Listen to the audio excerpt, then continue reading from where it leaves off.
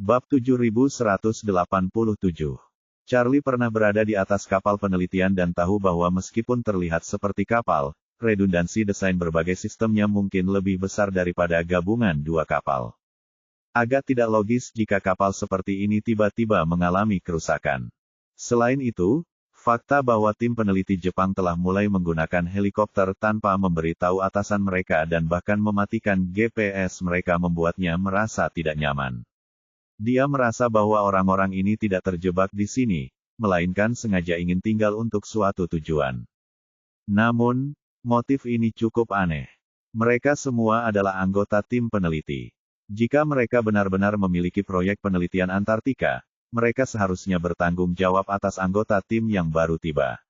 Terlebih lagi, begitu proyek diputuskan, mereka pasti akan melakukan segala macam persiapan sebelum keberangkatan, termasuk personel, material, dan peralatan.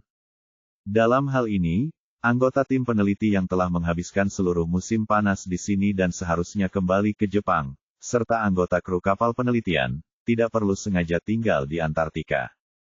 Terlebih lagi, mereka tidak hanya tinggal, tetapi juga memulai rencana kecil mereka sendiri di Antartika. Apa tujuan mereka? Apakah mereka tidak takut dimintai pertanggungjawaban oleh pihak berwenang Tiongkok? Yang lebih mengejutkan lagi adalah menerbangkan helikopter di Antartika selama musim ini sangat berbahaya. Mereka semua adalah anggota tim penelitian ilmiah, bukan tentara yang mengikuti perintah. Mengapa mereka mengambil risiko sebesar itu untuk melakukan sesuatu di Antartika yang tidak diketahui oleh pihak berwenang? Ini bahkan lebih tidak masuk akal. Awalnya, Charlie bisa saja mengabaikan hal-hal ini, tetapi dengan anggota tim peneliti Jepang yang bolak-balik menggunakan helikopter, dan bahkan mulai terbang di atas kepalanya, dia merasa gelisah jika tidak mencari tahu apa yang sedang mereka rencanakan. Oleh karena itu, Charlie memutuskan untuk pertama-tama pergi ke kapal penelitian mereka yang terdampar untuk melihat apakah ada sesuatu yang tidak biasa, atau lebih baik lagi, mencari seseorang secara langsung untuk bertanya dan mencari tahu apa yang sedang mereka lakukan. Yang terpenting, kita harus memastikan bahwa aktivitas mereka menghindari sekitar stasiun penelitian Nordik. Jika tidak, jika jejak tangan Buddha muncul di langit lagi dan ditemukan oleh mereka serta disebarluaskan, itu akan menjadi masalah serius. Charlie menyampaikan kekhawatirannya kepada Maria Lin, Yeremia Yun, dan Song Ruyu. Mereka semua merasa bahwa tim ekspedisi Jepang memang bertindak aneh, dan karena kultivasi Charlie saat ini bergantung pada perubahan aurora, tim ekspedisi Jepang yang terbang di sekitar sana jelas merupakan bahaya tersembunyi. Lalu Maria Lin bertanya kepadanya, "Tuan Muda, Anda meminta koordinat kapal penelitian kepada Nona Ito. Bukankah Anda berencana untuk pergi ke stasiun penelitian mereka terlebih dahulu?" Charlie menggelengkan kepalanya dan berkata, "Apapun yang mereka rencanakan, stasiun penelitian adalah area inti mereka. Sebagai perbandingan, kapal penelitian yang tidak dapat dipindahkan jelas berada di pinggiran. Saya pikir sebaiknya kita berhati-hati dan memulai dengan kapal penelitian terlebih dahulu." Maria Lin berkata sambil berpikir, "Apa yang Anda katakan masuk akal, Tuan Muda. Berhati-hati selalu merupakan hal yang baik." Yeremia Yun kemudian berkata, "Tuan Wade, izinkan saya ikut dengan Anda, ini akan sangat membantu Anda." Charlie dengan sopan menolak, sambil berkata, "Nona Yun, Nona Song, kalian berdua sebaiknya tinggal di sini untuk menjaga Nona Lin. Dia tidak memiliki kultivasi, dan jika dia menghadapi bahaya, dia mungkin tidak dapat melindungi dirinya sendiri. Saya akan pergi sendiri dan kembali dalam sehari." Maria Lin berkata, "Tuan Muda, Anda tidak perlu mengkhawatirkan saya. Saya bisa tinggal di stasiun penelitian dan tidak keluar bahkan setengah langkah pun. Saya rasa tidak akan ada bahaya." "Tidak," Charlie dengan tegas menolak, dan berkata, "Lingkungan di sini istimewa. Jika kita benar-benar menghadapi bahaya, kita tidak akan mampu memberikan bantuan dalam waktu singkat. Saya akan lebih tenang jika Nona Yun dan Nona Song tetap tinggal dan mengurus semuanya." Melihat sikap tegas Charlie, Maria Lin mengangguk pelan dan berkata, "Kalau begitu, harap berhati-hati, Tuan Muda." Nanako dengan cepat menemukan koordinat kapal penelitian yang terdampar milik Charlie. Jaraknya sekitar 300 km dari lokasi Charlie. Namun, karena kapal itu terdampar di garis pantai pada akhir musim panas, kini memungkinkan untuk berlayar menyeberangi lautan yang membeku itu. Karena medan laut beku relatif datar, mobil salju dapat melaju sedikit lebih cepat dan dapat mencapai tujuan dalam waktu 5 jam. Namun, karena mobil salju berukuran besar dan berisik, sehingga mudah terlihat, Charlie memutuskan untuk berkendara ke lokasi yang berjarak 50 km dari targetnya terlebih dahulu, lalu beralih ke berjalan kaki dari sana. Tak lama kemudian, ia mengendarai mobil salju ringan dari stasiun penelitian Nordik, melaju kencang di atas es hingga berhenti dan mematikan mesinnya 50 km dari tujuannya. Charlie meninggalkan mobilnya dan mengumpulkan energi spiritual tak terlihat di bawah kakinya. Meskipun energi spiritual itu tidak cukup untuk membuatnya melayang, energi itu cukup untuk membentuk penghalang antara kakinya dan permukaan es. Kemudian, dia diam-diam melaju melintasi tanah yang tertutup salju dengan kecepatan yang tidak kalah dengan kecepatan mobil salju. Sementara itu, kapal penelitian Jepang tersebut telah membeku selama hampir sebulan. Namun, meskipun sekitarnya sangat dingin dan lingkungan tampak sangat keras, sebenarnya itu adalah waktu paling stabil bagi kapal ini, karena kapal itu sepenuhnya membeku di atas es, seperti struktur es raksasa, dan dapat tetap tidak bergerak tidak peduli seberapa kencang angin dan salju di luar. Dengan cadangan bahan bakar diesel laut yang melimpah, genset meraung terus-menerus, dan panas yang dihasilkan oleh mesin pembakaran internal membuat seluruh kabin hangat dan nyaman. Saat itu, Antek Wu Bolin, Matsushita Heikichi, sedang sangat bosan di kabin kaptennya. Ketika Wu Bolin pergi, dia mengumumkan bahwa dia akan menjadi kapten baru kapal penelitian tersebut. Karena sugesti psikologis, semua anggota kru di kapal, termasuk kapten sebelumnya, memperlakukannya dengan penuh hormat. Dia kini benar-benar menikmati perasaan dihormati, dan ditambah dengan kebosanan karena kedinginan di sini setiap hari, dia mulai menikmati kehidupan di kapal. Selain itu, energi Wu Bolin saat ini terfokus pada upaya mendorong tim ekspedisi untuk menemukan gerbang kenaikan. Selain Matsushita Heikichi yang berjaga di sini, tidak ada perintah lain yang masuk, sehingga hari-hari Matsushita Heikichi menjadi lebih santai. Para awak kapal lainnya juga sudah terbiasa dengan keadaan diam ini selama beberapa hari terakhir. Dalam cuaca yang sangat dingin ini, mereka tidak mengirim siapapun untuk berjaga, semua orang tetap berada di kamar mereka yang hangat, hanya sesekali menyalakan radar. Namun, radar kapal tidak dapat mendeteksi target berbentuk manusia, sehingga tidak ada yang menduga bahwa seseorang telah mendekati kapal penelitian itu dengan cepat. Dalam sekejap mata, Charlie telah tiba di bawah kapal penelitian Jepang. Meskipun lambung kapal berada setidaknya 10 meter di atas es, ia hanya menggunakan kakinya untuk melompat dari bawah lambung kapal dan mendarat dengan ringan di dek.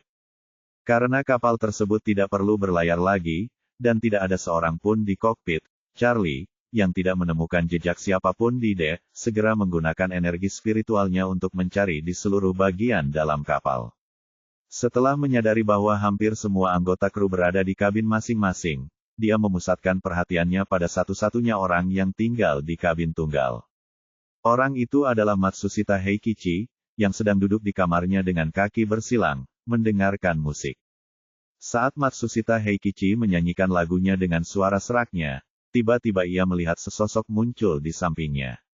Sebelum dia sempat bereaksi, dia sudah kehilangan kemampuan untuk bergerak. Dia hanya bisa menatap Charlie dengan ketakutan, seluruh dirinya diliputi kepanikan yang luar biasa. Charlie tidak tahu apakah pria itu berbicara bahasa Mandarin, tetapi mengingat bahwa orang-orang Jepang yang bekerja di kapal penelitian ini setidaknya memiliki pendidikan universitas, mereka seharusnya dapat memahami sedikit bahasa Inggris.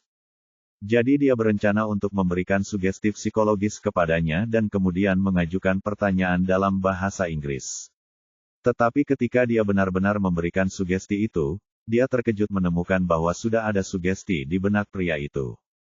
Seorang kultivator. Charlie tiba-tiba menjadi waspada. Apakah ada petani lain di Antartika selain saya?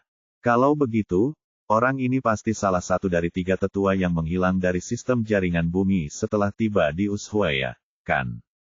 Beberapa hari yang lalu, tepat ketika Charlie berangkat ke Antartika, sistem jaringan darat menemukan bahwa salah satu dari 3 tetua telah tiba di Ushuaia. Saat itu, Charlie khawatir orang tersebut mungkin sedang menguntitnya, tetapi dia tidak pernah mendengar kabar darinya lagi. Tanpa sepengetahuan Wu Bolin, untuk mencapai Antartika, ia tidak lagi menggunakan transportasi umum, melainkan menaiki perahu nelayan menuju jalur pelayaran tempat kapal penelitian itu berangkat, dan mengambil kesempatan untuk menaiki kapal penelitian Jepang tersebut. Namun, setelah Charlie melihat bahwa para awak kapal Jepang telah dimanipulasi secara psikologis, dia langsung menduga bahwa rute tetua itu ke Antartika adalah melalui kapal penelitian yang ditumpanginya. Fakta bahwa kapal penelitian tersebut kandas di sini membuktikan bahwa pihak lain telah tiba di Antartika, dan tindakan besar tim peneliti Jepang baru-baru ini pasti sepenuhnya berada di bawah kendali mereka. Saat ini, Charlie sangat khawatir. Dia tidak tahu apa tujuan tetua itu datang ke Antartika, apakah dia mencarinya, Maria Lynn, atau karena alasan lain. Dia ingin mendapatkan beberapa jawaban dari pria Jepang di hadapannya, tetapi pikiran bahwa pria itu telah dimanipulasi secara psikologis membuatnya merasa tidak nyaman. Sugesti psikologis tidak dapat berjalan beriringan. Dengan kata lain, jika dia ingin pria Jepang ini menuruti perintahnya, dia harus menghapus sugesti psikologis yang ditinggalkan oleh orang yang lebih tua. Meskipun Wu Bolin jauh lebih kuat daripada Charlie, energi spiritual tetap sangat berharga baginya. Oleh karena itu, ketika dia memberikan sugesti psikologis kepada orang-orang biasa ini, dia hanya menyentuh permukaan dan tidak membuang terlalu banyak energi spiritual. Selama Charlie menggunakan energi spiritual yang lebih kuat, dia dapat menghapus sugesti yang ditinggalkannya. Namun, hal ini juga membawa risiko yang signifikan. Begitu si tetua kembali dan melihat orang ini, kemungkinan besar dia akan memperhatikan perilaku orang lain yang tidak biasa. Sekalipun ia masih berhasil membuat pria Jepang itu menuruti perintahnya, jika ia mengamati situasi dengan saksama, ia akan menemukan bahwa sugesti psikologis dalam pikiran pria itu telah berubah. Ini seperti bagaimana setiap orang mengenali tulisan tangannya sendiri. Orang lain mungkin dapat meniru tulisan tangannya sendiri untuk menipu pihak ketiga, tetapi mereka tentu tidak dapat menipu orang yang bersangkutan. Charlie segera menyadari bahwa dia tampaknya berada dalam dilema. Penggunaan sugesti psikologis mungkin akan diketahui oleh pihak lain. Jika sugesti psikologis tidak digunakan, satu-satunya pilihan adalah membunuh orang Jepang itu. Jika tidak, dia pasti akan segera melapor kepada pihak lain. Namun, membunuhnya tetap menimbulkan bahaya tersembunyi yang signifikan. Seseorang yang telah diberi sugesti psikologis tidak mungkin bunuh diri atau menghilang sendiri. Jika mereka menghilang, pasti ada orang lain di baliknya. Pihak lawan mungkin telah memanipulasi secara psikologis semua orang di kapal, yang berarti mereka tidak akan saling bertarung. Jadi, baik mereka membunuh pria Jepang itu atau membuatnya menghilang, pihak lawan akan menyadari bahayanya. Setelah banyak pertimbangan, Charlie memutuskan untuk mengambil risiko dan mencoba sugesti psikologis. Setidaknya dengan cara itu dia masih punya kesempatan untuk menipu pihak lain. Selain itu, kapal penelitian ini mungkin bukan pangkalan utama bagi pihak lain yang mencari benua Antartika.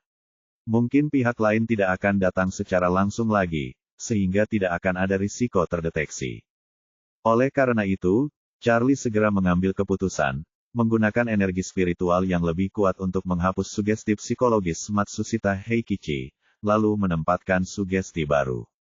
Setelah sugesti mentalnya berpengaruh, Charlie bertanya dalam bahasa Inggris, "Siapa yang memerintahkanmu untuk tetap di sini sebelumnya?"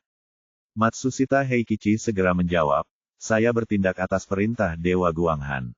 Sang Dewa Guanghan. Charlie bertanya-tanya. Dia mengeluarkan foto tetua perkumpulan Warriors dan yang menghilang di Ushuaia dari ponselnya, menunjukkannya kepada orang lain, dan bertanya, "Coba lihat, apakah ini orangnya?"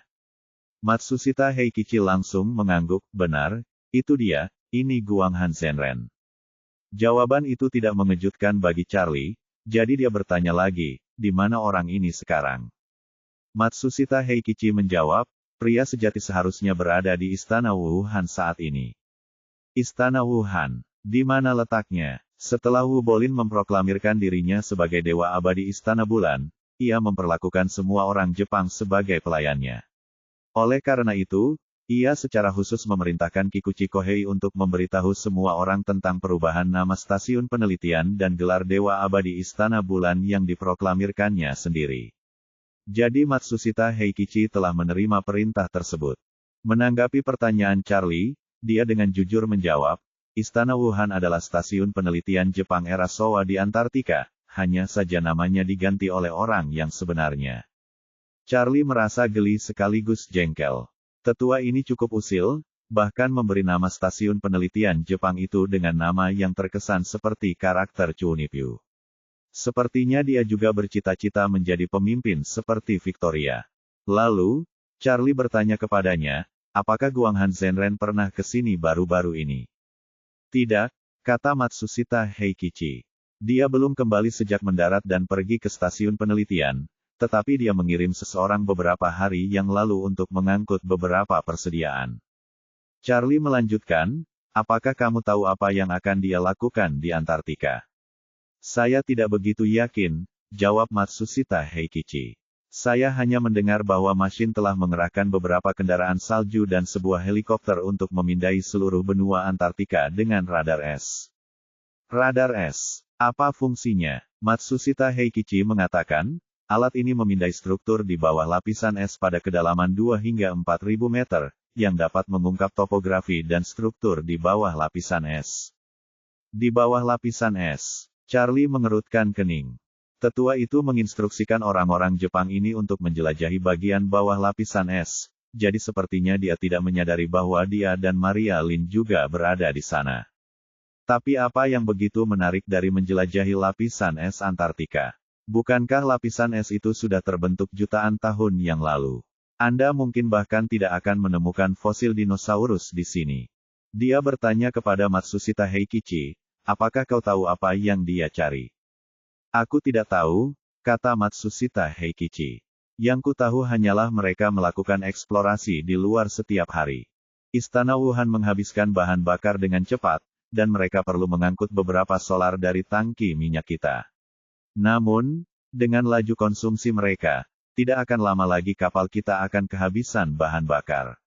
Belum lagi, bahan bakar itu tidak akan cukup untuk bertahan hingga laut yang membeku mencair di musim panas, kita mungkin bahkan tidak akan bisa melewati musim dingin ini. Charlie mengerutkan kening dan bertanya, tanpa bahan bakar, apakah kau akan celaka? Ya, kata Matsushita Heikichi dengan santai, jika kita kehabisan bahan bakar, kita tidak akan bertahan 2 hari sebelum membeku sampai mati. Charlie menghela napas dalam hati. Tetua ini tampaknya adalah algojo kejam yang tidak peduli dengan nyawa orang-orang ini demi mencapai tujuannya, dan bahkan mempercepat kematian mereka. Ia menjadi semakin penasaran, apa yang dicari orang itu di Antartika. Menurut pemahaman Charlie, benua Antartika hampir tidak menawarkan keuntungan lain bagi para kultivator selain memungkinkan mereka untuk melarikan diri dari masyarakat modern. Pertama, tidak ada jejak permukiman manusia di sini, dan kedua, tidak ada tumbuhan atau hewan langka. Bercocok tanam di sini berarti tidak akan menemukan harta karun atau material magis. Seandainya aku tidak sedang mengejar aurora borealis, aku tidak akan datang sejauh ini ke tempat seperti ini. Namun, karena tetua dari perkumpulan King yang rusak telah datang sendiri dan membawa seluruh tim ekspedisi ilmiah Jepang sebagai pelayannya, dia pasti mencari sesuatu yang berharga yang tidak saya ketahui. Untuk sesaat, Charlie secara naluriah merasa sedikit tergoda. Jika memang ada hal-hal baik di Antartika, dan dia bisa menemukannya sebelum tetua masyarakat King yang bermasalah itu, bukankah dia akan mendapatkan keuntungan besar secara cuma-cuma? Namun Charlie juga menyadari keterbatasannya sendiri. Bahkan dengan Yeremia Yun dan Song Ryu, mereka bertiga bukanlah tandingan tetua dari perkumpulan Warriors dan sekalipun mereka tahu apa yang dia cari, akan sulit bagi mereka untuk mendahuluinya. Terlebih lagi, karena Antartika saat ini membeku, kapal tidak dapat lagi masuk, yang berarti kedua belah pihak akan terjebak di benua ini setidaknya selama 4 atau 5 bulan. Jika ia terus mencari Antartika selama 4 atau 5 bulan ke depan, maka Maria Lin dan yang lainnya akan menghadapi risiko yang tidak diketahui setiap saat di bulan-bulan mendatang. Saya khawatir kita harus bermain petak umpet dengannya lagi. Namun, Charlie tidak ingin hanya duduk dan menunggu nasibnya, jadi dia memberikan nomor telepon satelitnya kepada Matsushita Heikichi dan mengingatkannya, jika Guang Han Senren itu menghubungimu, segera hubungi aku dan beritahu aku detailnya. Telepon satelit yang ia gunakan berasal dari penyedia layanan luar negeri, dan biayanya prabayar serta tidak memerlukan pendaftaran nama asli. Bahkan jika para tetua dari perkumpulan King yang rusak mengetahuinya, mereka tidak akan dapat mengetahui identitasnya. Namun, selama tetua tersebut tidak datang langsung ke kapal penelitian, ia tidak akan tahu bahwa Matsushita Heikichi telah dikendalikan oleh kultivator lain. Dalam hal itu, Matsushita Heikichi dapat terus bertindak sebagai agen rahasianya. Selain itu, Charlie bertanya kepada Matsushita Heikichi, bagaimana status terkini kamera pengawasan kapal. Karena awalnya ia tidak yakin dengan status sistem pengawasan kapal, Charlie berusaha menghindari kamera, memastikan wajah dan profilnya tidak berada dalam area jangkauan kamera. Mau tak mau, ia juga menutupi wajahnya terlebih dahulu. Matsushita Heikichi menjawab, saat ini, semua kamera pengawasan kapal sedang aktif, tetapi belum disinkronkan ke cloud. Selain pusat data kapal yang menyimpan gambar pengawasan ini, tidak ada orang lain yang dapat mengakses data ini. Charlie bertanya kepadanya, bisakah Anda mengirim gambar-gambar ini ke server yang saya tentukan? Sistem jaringan darat Charlie memanfaatkan kamera bawaan dari mesin penjual otomatis yang tak terhitung jumlahnya di lapangan. Kamera-kamera ini menangkap wajah setiap orang dan mengirimkannya ke server. Model AI-nya juga menangkap wajah secara real-time di server dan kemudian melakukan pengenalan wajah. Oleh karena itu, selama rekaman pengawasan kapal dapat diunggah ke server yang ditunjuk, seluruh kapal akan menjadi bagian dari sistem jaringan darat. Matsushita Heikichi berkata kepada Charlie, tidak ada masalah dengan pengunggahan data. Kapal kami dilengkapi dengan beberapa jaringan satelit, termasuk 8 perangkat Starlink publik dan swasta, yang dapat digunakan untuk mengunggah video pengawasan. Itu bagus. Charlie merasa lega dan memberi instruksi, nanti saya akan memberikan alamat servernya. Kamu perlu segera mengaturnya. Tidak masalah, kata Matsushita Heikichi dengan hormat, saya akan berusaha sebaik mungkin untuk menyelesaikan ini secepat mungkin. Charlie mengangguk dan berkata, lakukan sekarang juga. Aku akan menunggu di kamarmu. Beritahu krumu bahwa tidak ada yang boleh mendekati kamarmu. Baik, kata Matsushita Heikichi dengan tulus, silakan tunggu di sini sebentar, saya akan mengatur semuanya.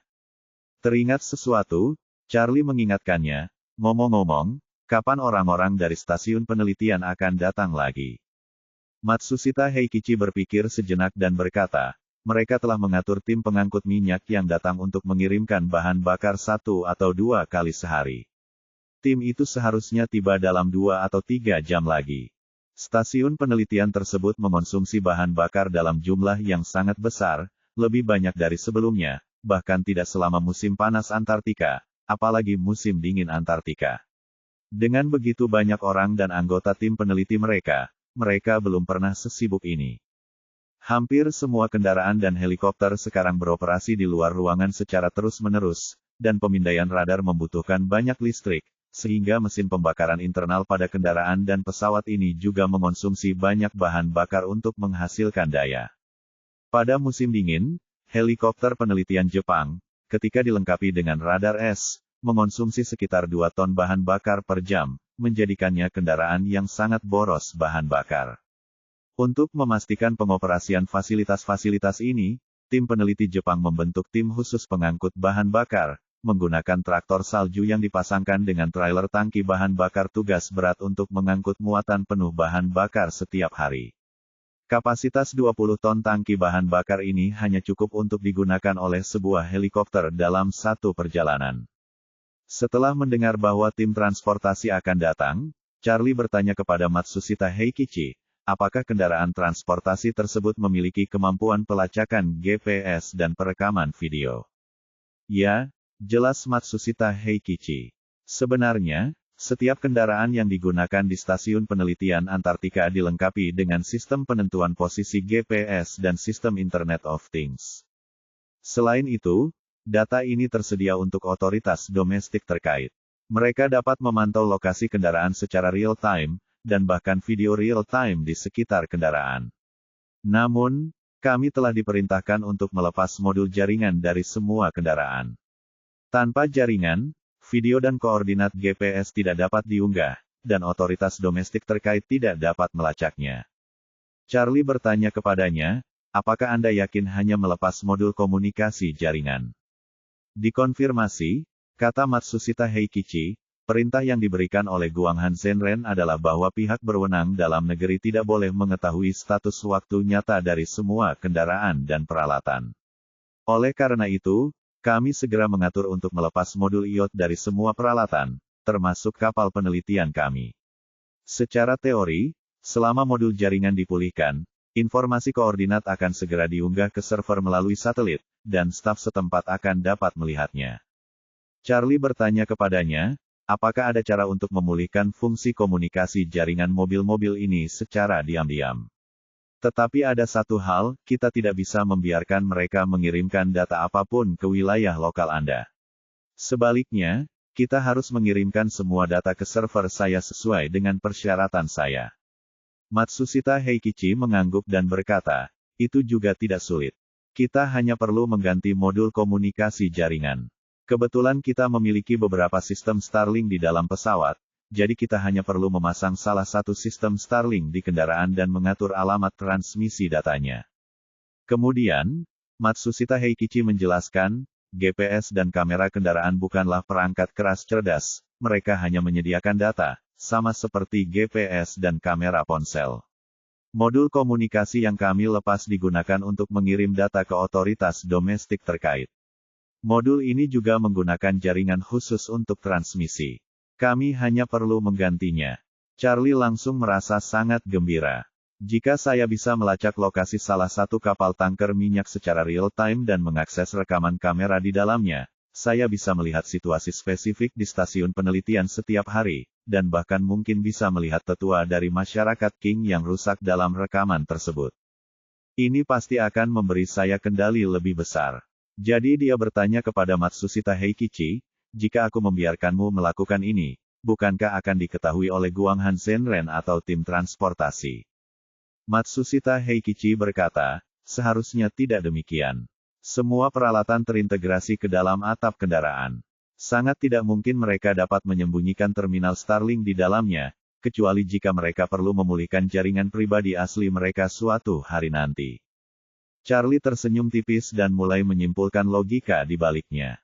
Pertama-tama, sesepuh itu telah berkecimpung selama bertahun-tahun dan kemungkinan besar tidak memahami masalah profesional seperti itu.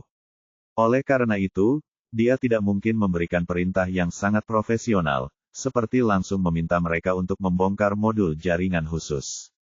Dia pasti memberikan perintah lisan, menginstruksikan tim peneliti untuk menggunakan metode mereka sendiri untuk memastikan bahwa tim tersebut tidak akan terekspos. Inilah solusi yang ditemukan sendiri oleh tim peneliti. Kedua, karena para profesional ini memilih untuk melepas modul komunikasi khusus, menurut logika normal, itu sama saja dengan ponsel yang kartu SIM-nya dilepas dan koneksi internetnya diputus. Para profesional tersebut menyelesaikan masalah menggunakan pengetahuan profesional mereka, yang berarti mereka telah menyelesaikan tugas mereka. Mereka seharusnya tidak perlu secara berkala kembali untuk memeriksa apakah kartu SIM yang berbeda telah dimasukkan ke dalam slot kartu SIM, karena hal ini tidak masuk akal dalam pekerjaan mereka. Kedua, energi spiritual tidak dapat merasakan sinyal tersebut, yang berarti bahwa meskipun jaringan mobil berfungsi kembali, frekuensi sinyal yang tak terlihat dan tak berwujud tersebut tidak mungkin dideteksi oleh pihak lain. Para profesional tidak akan menyelidiki, dan para tetua asosiasi Warriors dan tidak akan menyadari masalah ini. Bukankah ini memberi saya kesempatan bagus untuk mengamati secara diam-diam? Semua orang yang bekerja di kapal penelitian ini adalah mahasiswa berprestasi. Matsushita Heikichi, selain jurusan teknologi kelautan, juga meraih 2 gelar di bidang teknik elektro kelautan selama masa kuliahnya, sehingga ia memiliki pemahaman yang mendalam tentang informasi peralatan teknologi. Permintaan Charlie tidak sulit. Dia hanya perlu melepas modul komunikasi dari kendaraan pengangkut yang sudah dimatikan, memasang perangkat Starlink, menghubungkannya, lalu mengirimkan data ke alamat yang ditentukan. Bagi Matsushita Heikichi, ini adalah sesuatu yang dapat dengan mudah ia selesaikan hanya dengan beberapa kata. Jadi, ketika truk bahan bakar tiba, Matsushita Heikichi memanfaatkan fakta bahwa pengangkutan bahan bakar akan memakan waktu setidaknya 2 jam, dan berhasil menyingkirkan para staf. Dia menyelesaikan modifikasi peralatan dalam waktu kurang dari 1 jam. Modul penentuan posisi GPS kendaraan ini merupakan modul sederhana yang mudah dipasang dan digunakan plug and play. Setelah dihidupkan, modul tersebut segera mulai mencari satelit GPS dan memperoleh koordinat. Kemudian, modul tersebut mengirimkan koordinat waktu nyata ke data antarmuka 5 kali per detik. Perangkat apapun di dalam mobil yang membutuhkan koordinat GPS dapat langsung menangkapnya dari antarmuka data ini. Perekam penjelajahan menangkap koordinat GPS dan menyimpannya di dalam kotak hitam. Dengan terus-menerus menangkapnya, alat ini menghasilkan catatan rute. Sistem navigasi menangkap koordinat GPS dan menampilkannya di peta secara real-time untuk menyediakan layanan navigasi bagi kendaraan. Peralatan pemantauan latar belakang juga menangkap koordinat secara real-time dan mengunggahnya ke server Kementerian Pendidikan, Kebudayaan, Olahraga, Sains dan Teknologi Jepang melalui satelit. Namun, karena modul komunikasi asli telah dilepas, Kementerian Pendidikan, Kebudayaan, Olahraga, Sains dan Teknologi masih belum dapat memperoleh koordinat waktu nyata di sini meskipun GPS telah diaktifkan. Charlie meminta Matsushita Heikichi untuk mengaktifkan Starlink, yang langsung mengunggah semua data ini ke server relay, yang kemudian mengirimkannya ke model AI. Selain itu, sinyal video dari dashcam kendaraan, fungsi tampilan sekeliling 360 derajat, dan kamera dalam kabin juga terhubung ke Starlink, memungkinkan semua gambar diunggah secara real-time. Pada bagian atas kendaraan pengangkut, terdapat cetakan yang menyerupai ransel besar, tempat peralatan seperti jaringan komunikasi, penentuan posisi satelit, dan antena daya tinggi pada dasarnya terintegrasi. Panasonic Hirayakichi juga menyembunyikan Starlink di sini dan kemudian menutup penutupnya kembali, sehingga menghasilkan penyembunyian yang hampir sempurna. Charlie menghubungi Dun Chanli melalui telepon satelit, meminta untuk mencoba menangkap informasi ini melalui server relay. Server relay adalah firewall eksternal. Bahkan jika modifikasi yang dia lakukan pada Matsushita Heikichi ditemukan, orang lain hanya dapat melihat bahwa data tersebut dikirimkan ke server relay melalui pengaturan perangkat ini. Namun, mereka tidak akan dapat mengetahui siapa yang mengoperasikan server relay atau siapa yang mengambil data darinya. Dun Chanli tidak menyangka bahwa tetua dari perkumpulan King yang hancur yang menghilang di Ushuaia benar-benar akan sampai ke benua Antartika. Dia juga tidak menyangka bahwa Charlie akan menggunakan metode seperti itu untuk mencapai tingkat pengawasan balik tertentu. Sambil memujinya, dia segera memerintahkan model AI untuk mulai mengumpulkan data. Tak lama kemudian, model AI tersebut memahami dinamika mobil secara real-time dan sinyal video di sekitarnya. Karena GPS memperoleh koordinat dengan sangat sering, lokasinya dapat ditampilkan secara real-time bahkan ketika kendaraan melaju dengan kecepatan tinggi, dan akurasinya berada dalam 1 meter. Yang lebih mengesankan lagi, karena mereka memperoleh data dari kamera pandangan sekitar 360 derajat kendaraan, begitu orang tua tersebut muncul di dekat kendaraan, wajahnya akan langsung diunggah ke model AI, yang kemudian dapat mengenalinya secara instan. Melihat hal ini, Dun Chanli berkata kepada Charlie, "Tuan Wade, akan lebih baik lagi jika kita bisa meminta mereka untuk menghubungkan sinyal audio dari sistem intercom kendaraan juga, sehingga kita dapat mendengar percakapan mereka secara langsung." Seperti yang diharapkan dari seorang detektif Tiongkok, kepekaannya terhadap informasi jauh lebih baik daripada Charlie. Charlie tiba-tiba teringat dan berkata dengan gembira, "Ini mudah. Aku akan menyuruh orang itu melakukannya dengan cepat." Matsushita Heikichi bekerja tanpa lelah dan segera menghubungkan semua peralatan komunikasi kendaraan dan audio dari rekaman video kendaraan ke Starlink. Dengan cara ini, bukan hanya saluran komunikasi mereka yang akan terekam, tetapi juga komunikasi antar orang di dalam kendaraan dan percakapan orang-orang di sekitar kendaraan.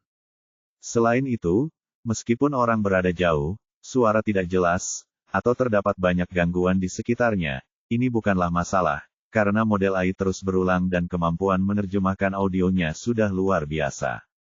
Model ini tidak hanya dapat memperkuat suara, tetapi juga menghilangkan semua gangguan di sekitar dan gangguan di belakang, sehingga suara manusia menjadi lebih jernih. Semuanya terkendali. 2 jam kemudian, truk-truk yang memakan waktu puluhan ton bahan bakar memulai perjalanan pulang mereka. Koordinatnya diperbarui secara real-time dalam model AI, dan semua komunikasi saluran diterjemahkan ke dalam bahasa Mandarin secara real-time oleh AI.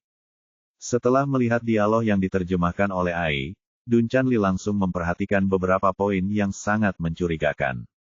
Misalnya, mereka menyebutkan 4 nama kode internal dalam percakapan mereka: Tim Eksplorasi Darat Pertama, Tim Eksplorasi Darat Kedua, Tim Eksplorasi Darat Ketiga, dan Tim Eksplorasi Udara, yang menunjukkan bahwa pihak lain sedang melakukan operasi eksplorasi berukuran sangat besar.